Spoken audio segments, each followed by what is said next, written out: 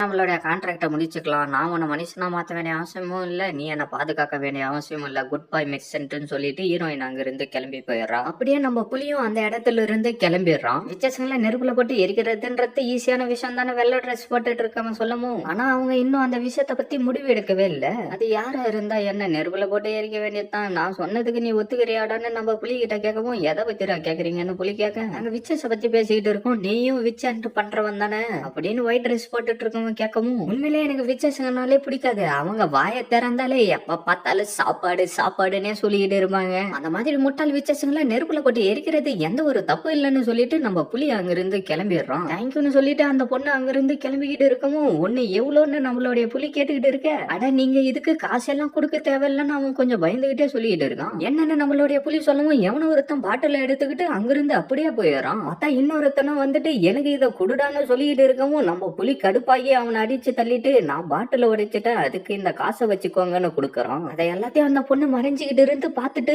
நம்ம புலி கிட்ட வந்து, ஏன் மிஸ்டர், இது உண்மையிலேயே ரொம்ப ஹெவியா இருக்கு, நீ இதை தூக்கிட்டு போறதுக்கு எனக்கு ஹெல்ப் பண்ணனா நான் உனக்கு குடிக்க கொஞ்சமா குடுக்கறேன்னு சொல்லவும், சரின்னு சொல்லிட்டு நம்மளுடைய புலியோ அவங்க இடத்துக்கு வந்துடுறான். எதுக்காக, நீ வேற யாரனா ஹெல்ப் பண்ண கூப்பிட்டு இருக்கலாம்ல, எதுக்காக என்ன கூப்பிட்ட? என்னுடைய அப்பா ஃபெஸ்டிவல் வேலையா கொஞ்சம் வெளியில போயிருக்காரு, அதனால எனக்கு ஹெல்ப் தேவைப்பட்டது, அதனாலதான் நான் உன்னை கூப்பிட்டேன். நீ ஒரு பீஸ்ட் ஃபாலின் தானே, நீ எந்த இடத்துலடா தங்கி இருக்கன்னு அந்த பொண்ணு கேட்டுக்கிட்டு இருக்கவும், நான் முதல்ல இந்த சிட்டியை விட்டு வெளியில போகணும்னு தான் பிளான் பண்ணிட்டு இருக்கேன்னு புலி சொல்லிட்டு இருக்கேன். ஓ, விச்சன்ட் பண்றதுக்கு போறியா? ஆனா சூரிய மாதிரியே போதே, நீ வெளியில போயிட்டு கேம்ப் ஃபயர் ஆட போட்டு யூஸ் பண்ணிக்கிட்டு கிடப்ப, என்னுடைய அப்பா வர வரைக்கும் நீ இங்கதான் வெயிட் பண்ணிட்டு நான் சமைக்கிற டின்னரை சாப்பிட்டு போகணும்னு அந்த பொண்ணு சொல்லிட்டு இருக்கா. நான் ஒரு பீஸ்ட் ஃபாலின், அதுல உனக்கு எந்த ஒரு பிரச்சனையும் இல்லையான்னு நம்மளுடைய புலி கேட்கவும், அந்த பொண்ணு சிரிச்சுட்டு, நீ மத்தவங்களை விட கொஞ்சம் டிஃப்ரெண்டான ஆளுடான்னு சொல்லிட்டு இருக்கா. சரி, சமைக்கிறதுக்கு பொருள் எல்லாம் இருக்குதான்னு நம்ம புலி கேட்டுட்டு வந்து அப்படியே சமைச்சு எடுத்துக்கிட்டு வந்து அந்த பொண்ணுக்கு கொடுத்துட்டான். உனக்கு நீ இப்போதைக்கு எந்த ஒரு ஆசையும் இல்லையான்னு அந்த பொண்ணு கேட்கவும், நான் இப்போதைக்கு மனுஷனா மாறிட்டு ஒரு நிம்மதியான வாழ்க்கைய வாய்ந்தா போதுன்னு நம்மளுடைய புலி சொல்ல, என்னது ஒரு புது வாழ்க்கையா, அதுவும் ரொம்ப நல்ல விஷயம் தான்.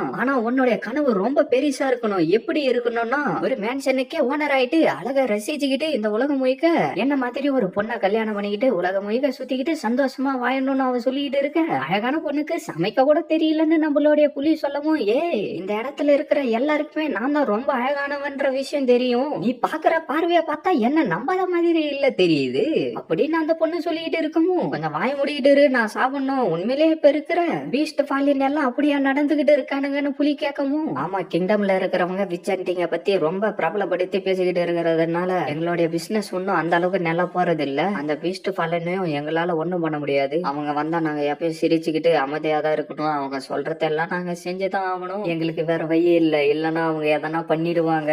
இப்படிதான் எங்களுடைய வாழ்க்கை போய்கிட்டு இருக்குன்னு அந்த பொண்ணு சொல்லிக்கிட்டு இருக்கா. சரி, நான் ரொம்ப நிறைய சாப்பிட்ட மாதிரி தெரியுது, நான் இங்க இருந்து கிளம்புறேன்னு சொல்லிட்டு புலி அங்க இருந்து கிளம்பவும், நான் இன்னும் ஒன்ன நம்பல, ஆனா நான் உன்கிட்ட இத பத்தி கேட்கணும்னு நினைக்கிறேன்னு சொல்லிட்டு என்னத்தையும் அவ கேட்டுக்கிட்டு இருக்க, நான் வேற எந்த ஒரு பிரச்சனையிலும் போய் மாட்டிக்க விரும்பலன்னு சொல்லிட்டு நம்ம புலி அங்க இருந்து கிளம்பி போயிடறான். அந்த பொண்ணும் நின்னுகிட்டு அப்படியே அந்த சாப்பாடையே பாத்துக்கிட்டு இருக்கா. நம்ம புலிய வந்து தேடின்னு கொடுத்த மருந்த பாத்துக்கிட்டு இருந்து அப்படியே தூங்கிறான். சீக்கிரம் எடுத்துக்கிட்டு வான்னு யாரோ கத்துற சவுண்ட் கேக்குது. பார்த்தா பீஸ்ட் ஃபாலினுங்க பாட்டில தூக்கி போட்டு உடைச்சிட்டு போயிட்டு இன்னும் கொஞ்சம் எடுத்துக்கிட்டு வான்னு சொல்லிக்கிட்டு இருக்கேன். எல்லா நைட்டும் இப்படியே தான் நடந்துகிட்டு இருக்குன்னு அவன் புலம்பிக்கிட்டு இருக்கவும், ஆனா இன்னைக்கு நைட்டு கொஞ்சம் டிஃப்ரெண்டா இருக்கும், இந்த விஷயத்த பத்தி நான் உங்ககிட்ட முன்னாடியே சொல்லி இருக்கணும்னு அவன் சொல்லிக்கிட்டு இருக்கிறப்பவே சீக்கிரமா எடுத்துக்கிட்டு வான்னு அவனுங்க கத்திக்கிட்டு இருக்கேன். செகண்ட் ஃப்ளோர் ரூம்ல இன்னொரு பீஸ்ட் ஃபாலின் இருக்காங்க நான் அந்த பொண்ணு சொல்லவும், நான் நைட்ல பீஸ்ட் ஃபாலினை தங்க வைக்க கூடாதுன்னு தானே நான் உங்ககிட்ட சொல்லி இருக்கேன்னு அவரு சொல்ல, ஆமா எனக்கு நல்லாவே தெரியும், ஆனா அவன் மத்தவங்களை விட கொஞ்சம் டிஃப்ரெண்ட் ஆனவன் அந்த பொண்ணு சொல்லிக்கிட்டு இருக்கேன். அவனை யூஸ் பண்ணி இவனுங்களை துரத்த முடியும் நீ நினைச்சுக்கிட்டு இருக்கியா? ஆமா, நான் அந்த பீஸ்ட் ஃபாலினை யூஸ் பண்ணி இவனுங்களை இங்க இருந்து துரத்திருவேன், திருப்பி இவனுங்களால இங்க வரவே முடியாதுன்னு அந்த பொண்ணு சொல்லிக்கிட்டு இருக்கவும், என்னது இது, இதை நீயா சமைச்சான்னு அவர் கேட்டுக்கிட்டு இருக்க, அது வந்து செகண்ட் ஃப்ளோர்ல இருக்கிற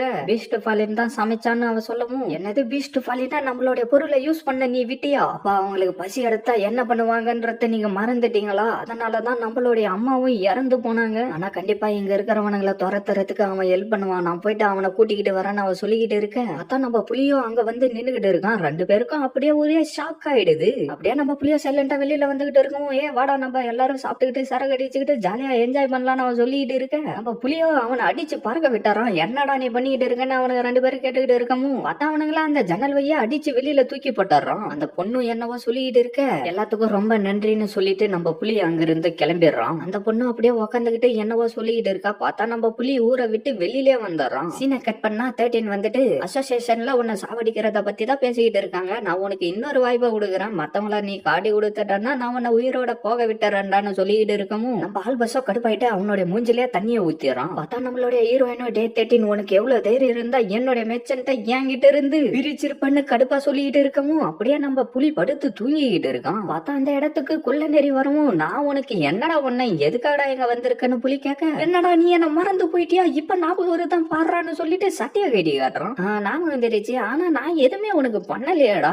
பார்த்தா எங்க இருந்து அம்புங்க வந்து அடிக்க நம்ம புலி அதுல இருந்து எப்படியோ தப்பிச்சுட்டு என்னடா இவனுங்க கிட்ட என்ன நீ மாட்டி விட்டுட்டியாடான்னு சொல்லிட்டு இருக்கான். அப்படியே சீனா கட் பண்ணா நம்மளுடைய ஹீரோயினும் உனக்கு எவ்வளவு தைரியம் இருந்தா அவனை என்கிட்ட இருந்து பிரிச்சிருப்ப, அவன் கடைசியா நான் பார்த்தப்ப அவனுடைய முகத்துல பயம் தெரிஞ்சிச்சு, இதுக்கெல்லாம் நீதான்டா காரணம். ஆனா நான் அவனை இந்த கேஸ்ல விட்டு வெளியில போறதுக்கு ஒரு அட்வைஸ் மட்டும் தான் கொடுத்தேன், மத்தபடி எதுவும் இல்லைன்னு அவன் சொல்லிட்டு இருக்கேன். அப்படியாடா, அவனுக்கு பயனா என்னன்னே தெரியாது, அவனையே நீ இந்த மாதிரி பயப்பட வச்சுட்டியே. சீனை கட் பண்ணா நம்ம புலிய போட்டு தள்ளுறதுக்கு ட்ரை பண்ணிக்கிட்டு இருக்கானுங்க. அதோட நான் பாருங்க, அவனை விடாதீங்க, அவனை சாவடிங்கன்னு அவன் சொல்லிக்கிட்டு இருக்கான். பார்த்தா அவன் கூட வந்த வச்சு அவனுடைய உடம்புல குத்தமா அவன் அப்படியே கீழே விழுந்துடுறான். பார்த்தா எங்க இருந்தா பவர் வரவும் நம்ம புலி அதுல இருந்து தப்பிச்சுட்டு வந்த அம்பையும் அவனுடைய கத்தியை யூஸ் பண்ணி தடுத்துறான். உனக்கு எவ்வளவு தைரியம் இருந்தா என்னைய நீ முட்டாளாக்க ட்ரை பண்ணிருப்பன்னு ஹீரோயின் அவளுடைய பவரை வர வச்சுக்கிட்டு இருக்க, இப்ப நீ பண்றத நிறுத்துறியா இல்ல நான் உன்னை நிறுத்துட்டுமான்னு 13 சொல்லிட்டு இருக்க, என்ன நீ என்ன நிறுத்திருவியா, எனக்கு பிடிச்ச விஷயத்த என்கிட்ட இருந்து பிரிச்சுட்ட நான் உன்னை சும்மா விட மாட்டேன்டான்னு ஹீரோயின் சொல்லிட்டு இருக்கா. அப்படியே புலிய எவனோ ஒரு தம்ப விட்டு குத்தமும் நம்மளுடைய புலிக்கு எதுவுமே ஆகல. பார்த்தா இந்த இடத்துல நம்மளுடைய ஹீரோயினுக்கு தான் ரத்தம் வந்து அப்படியே கீழே விழுந்தரா, ஜீரோன்னு ஆல்பஸ் கத்திக்கிட்டு இருக்கான். என்னடா இங்க நடந்துகிட்டு இருக்குன்னு புலி சொல்லிட்டு இருக்க,